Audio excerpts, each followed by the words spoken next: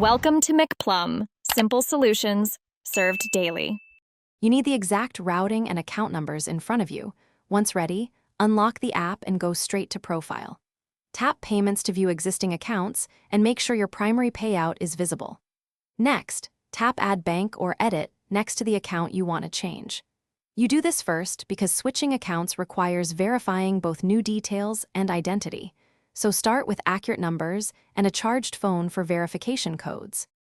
Now enter the new bank routing and account numbers exactly as shown on a check or your bank statement.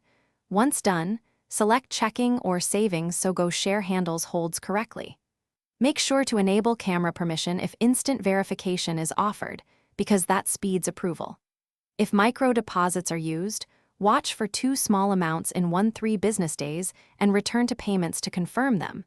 If Instant Verify succeeds, after verification, set the new bank as your primary payout so future transfers use it, then optionally remove the old account to avoid confusion.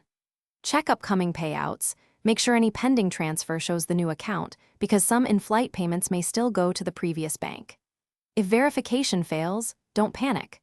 Retry exact digits, clear app cache, or contact Goshare support with the verification timestamp and a screenshot. This helps them resolve holds or incorrect microdeposits quickly.